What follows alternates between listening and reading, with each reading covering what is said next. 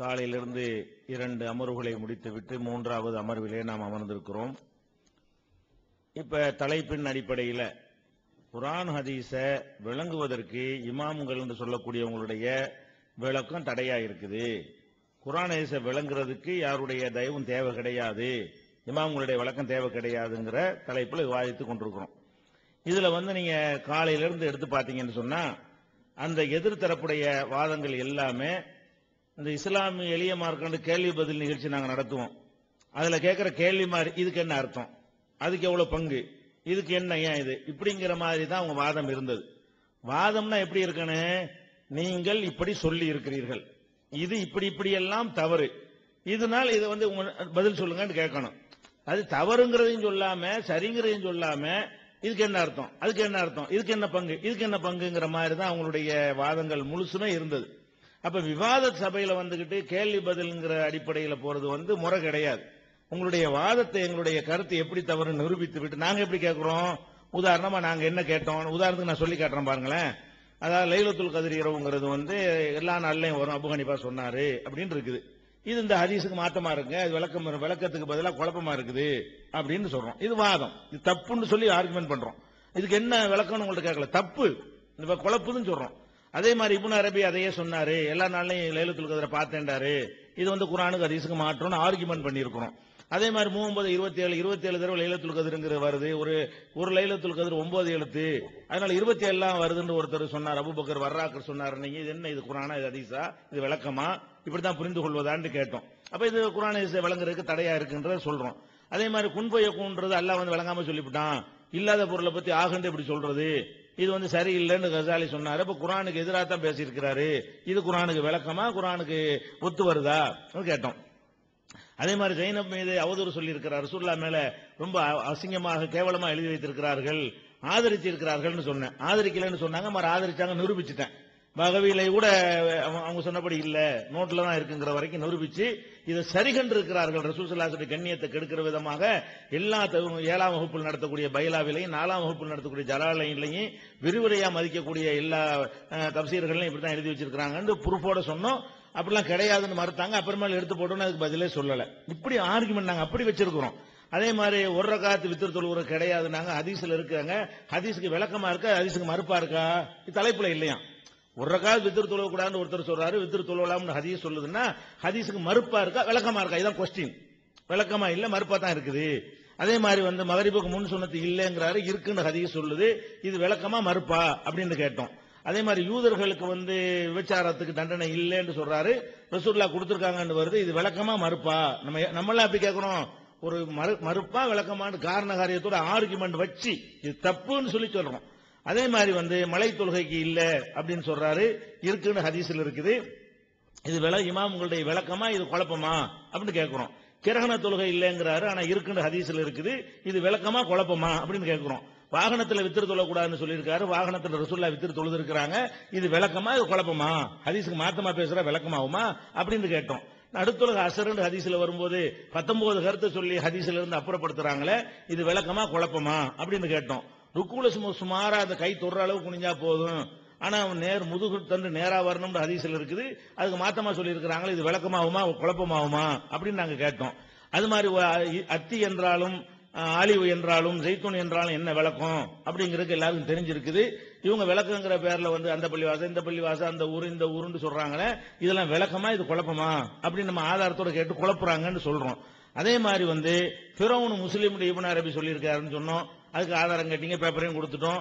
இதுல இருந்து அவங்க ஒப்பந்தப்படி நடக்கலாம். அப்படி ஒரிஜினல் கொடுத்த பிறகு கொடுத்தது சரியா இல்ல, நாங்க அதுக்கு பதிலே ஒண்ணும் சொல்ல காணாதுக்கு பேப்பர் வாங்கி வச்சுக்கிட்டு ஃபிரௌன் முஸ்லிம் சொல்லி இருக்கிறாரு, இது விளக்கமா, உலகத்துடைய அத்தனை உம்மத்துக்கும் சொல்லி அடிக்கடி சொல்லுவீங்களே, அனைவருக்கும் மாத்தமா சொல்லிட்டாங்க, அனைவருக்கும் மாத்தமா சொல்லிட்டாங்கன்னு, அனைவருக்கும் மாத்தமா சொல்லி இருக்கிறாரு, இது விளக்கமா குழப்பமா, குர்ஆனுக்கு மாத்தமா சொல்லி இருக்கிறாரு அப்படின்னு கேட்டோம். அதுக்கு பதில் கிடையாது.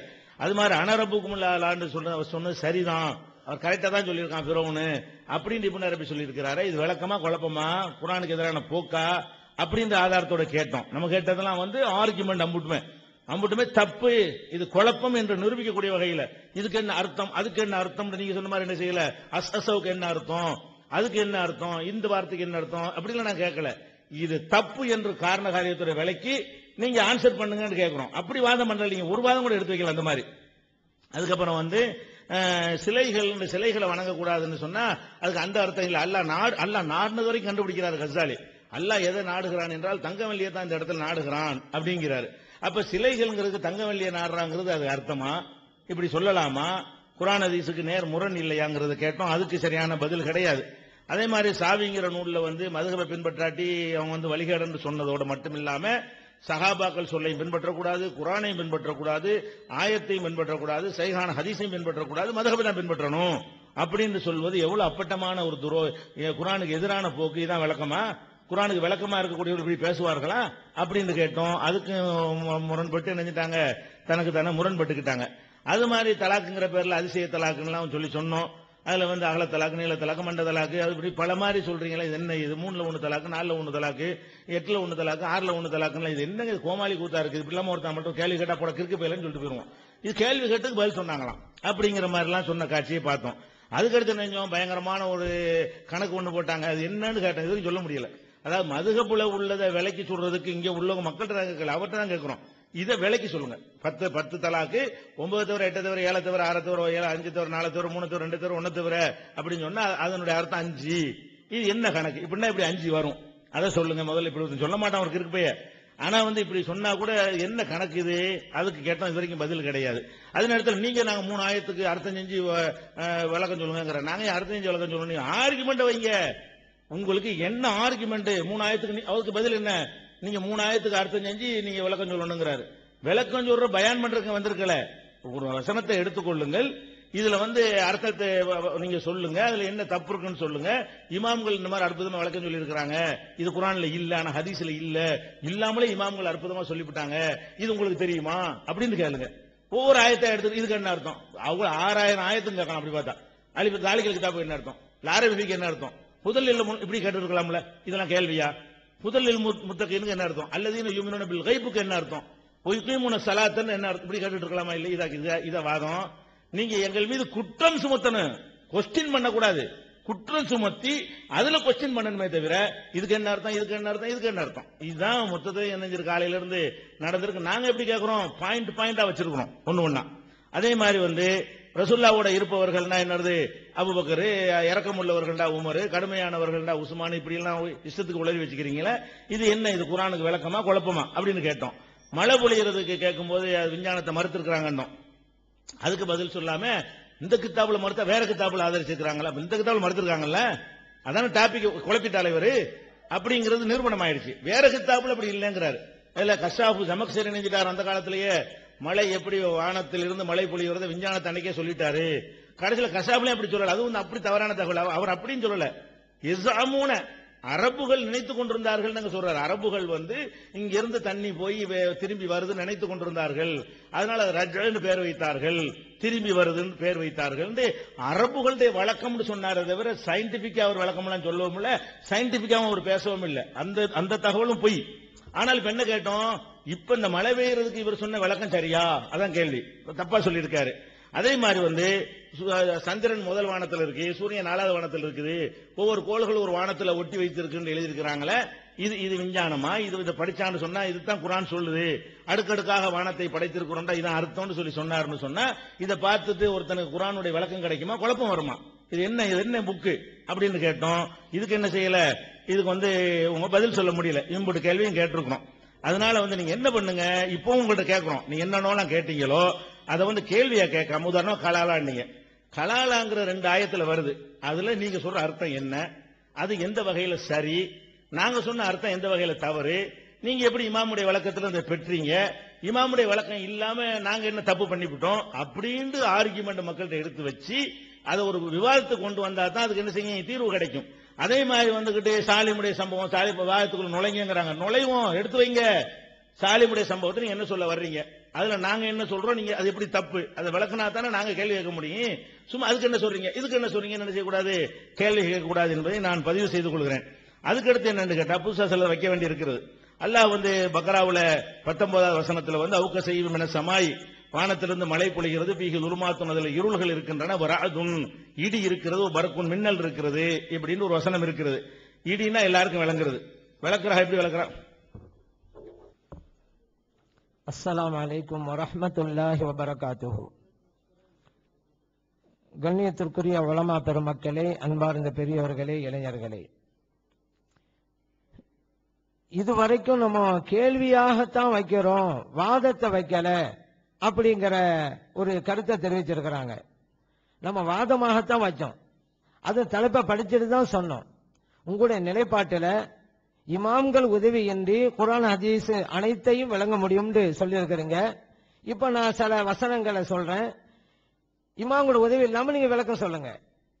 அதே போல சில ஹதீசுகள் சொல்றேன், இமாம்களுடைய உதவி இல்லாம நீங்க விளக்கம் சொல்லுங்க. அப்படின்னு தான் வெறுமனே நான் சொல்லாம அந்த ஆயத்தையும் சொல்லி காட்டுறேன், ஓதி காட்டுறேன், அந்த ஹதீஸையும் சொல்லி காட்டுறேன், அந்த ஹதீஸ் எந்த கிதாபுல வருதோ அதையும் சொல்றேன். அப்ப இது எப்படி கேள்வி பதிலாகும்? உதாரணத்துக்கு பாருங்க, இப்னு மஸ்ஊத் ரலியல்லாஹு அன்ஹு சொல்றாங்க, ஒரு மனிதர் நபிகள் ஸல்லல்லாஹு அலைஹி வஸல்லம் அவங்ககிட்ட வந்து, யா ரசூலல்லாஹ், நான் ஒரு பெண்மணியை முத்தமிட்டேன் அப்படிங்கிறாங்க. இப்ப அல்லாஹு தஆலா வசனத்தை இறக்கி வைக்கிறான், அகிமிஸ் ஸலாத்த தரஃபின் நஹார் வ ஸுல்ஃபன் மினல் லைல், நீங்க தொழுகை நிலைநாட்டுங்க பகலிலும் இரவிலும் சொல்லிட்டு, இன்னல் ஹஸனாத்தி யுذஹிபுன ஸய்யாத், நல்லவைகள் எல்லாம் தீயவைகளை போக்கிவிடும் அப்படின்னு சொன்ன உடனே இப்ப தோழை கேட்கறாங்க, யாரும் சொல்லலாம் அலி ஹாதா, இது எனக்கு மட்டுமா இந்த சட்டம் அப்படிங்கிறாங்க. ஸல்லல்லாஹு அலைஹி வஸல்லம் சொல்றாங்க, லி ஜமீஅ உம்மத்தி குல்லிஹிம், என்னுடைய சமுதாயம் அத்தனை பேருக்கும் அப்படிங்கிறாங்க. இது புகாரில் பதிவு செய்யப்பட்டது. இப்ப நம்ம கேட்கிறோம், ஒரு பெண்ணை முத்தமிட்டு விட்டு 2 ரக்காத் தொழுதுட்டா போதுமா? இந்த ஹதீஸ் இப்படிதானே அறிவிக்குது, இதுக்கு நீங்க என்ன விளக்கம் சொல்றீங்க? யாருமே இல்லாம நாங்களாவே குர்ஆன் ஹதீஸ் புரிய முடியும்னு சொல்றீங்கல்ல, இந்த ஹதீஸ் அப்படிதான் புரியுங்களா, வேற எப்படி புரிஞ்சுங்க? அப்ப இதுக்கு ஒரு பதில் சொல்லணுமா இல்லையா? இப்ப நீங்க குர்ஆன் ஹதீஸ் எல்லாம் விளங்க முடியுங்கிறீங்கல்ல, உங்ககிட்ட இது வச்சிருக்கிறோம், இது எப்படி விளங்குறீங்க? அதுக்கு நீங்க பதில் சொல்ல கடமையா இருக்கா இல்லையா? இதை விட வேற என்ன வாதம் வைக்கணும்? நான் சும்மா கேள்வி பதிலா கேட்கல. அதே போல பாருங்க, அனஸ் ரலியல்லாஹு அன்ஹு அறிவிக்கிறாங்க, நபிகள் ஸல்லல்லாஹு அலைஹி வஸல்லம் அவர்கள் உம்மு ஹராம் ரலியல்லாஹு அன்ஹா அவங்களுடைய வீட்டுக்கு வருவாங்க. வரும்போதெல்லாம் உம்மு ஹராம் ரலியல்லாஹு அன்ஹா அவங்களுக்கு உணவு கொடுப்பாங்க. உம்மு ஹராம் ரலியல்லாஹு அன்ஹா உபாதத்து சாமித் ரலியல்லாஹு அன்ஹு உடைய மனைவியாக இருந்தாங்க. இப்படி இருக்கும்போது ஒரு சமயம் நபிகள் ஸல்லல்லாஹு அலைஹி வஸல்லம் வந்தாங்க. உம்மு ஹராம் ரலியல்லாஹு அன்ஹா உணவும் கொடுத்தாங்க. பிறகு உட்கார்ந்தாங்க. உம்மு ஹராம் ரலியல்லாஹு அன்ஹா நபிகள் ஸல்லல்லாஹு அலைஹி வஸல்லம் அவங்களுடைய தலையிலே பெண் பார்த்தாங்க. இப்ப நபிகள் ஸல்லல்லாஹு அலைஹி வஸல்லம் தூங்கினாங்க. பிறகு விழித்தாங்க, சிரிச்சாங்க. ஏன் சிரிக்குங்கன்னு உம்மு ஹராம் ரலியல்லாஹு அன்ஹா கேட்டாங்க. ஒரு பயணத்தில் இருக்கக்கூடியவங்க ஷஹீதாகிற விஷயத்த சொன்னோன்னே, யாரும் சொல்ல நானும் அவங்கள ஒரு ஆளா இருக்கணும் அப்படின்னாங்க. நீங்க அவங்கள ஒரு ஆள் தான். இந்த ஹதீஸ் இது முஸ்லிம்ல பதிவு செய்யப்பட்டிருக்கு. இப்ப நம்ம என்ன கேட்கிறோம், நீங்க இமாமோட உதவி இல்லாமலே ஹதீஸ் புரிய முடியுங்கிறீங்க. நபிகள் ஸல்லல்லாஹு அலைஹி வஸல்லம் அவர்கள் உம்மு ஹராம் ரலியல்லாஹு அன்ஹா அவங்க வீட்டுக்கு வந்து போற பழக்கம் இருந்தா அங்க போய் உணவு உண்றாங்கண்டா, உம்மு ஹராம் ரலியல்லாஹு அன்ஹா அவங்களுக்கு பேர் பார்க்கறான்னு சொன்னா யாரு? உம்மு ஹராம் ரலியல்லாஹு அன்ஹா யாரு? மஹரமா மஹரம் இல்லையா? மஹரமா இருந்தாலும் மஹரம் இல்லை என்றாலும் இது இமாமுடைய விளக்கத்தின் மூலமா தானே புரிய முடியும், நீங்களாக புரிய முடியுமா?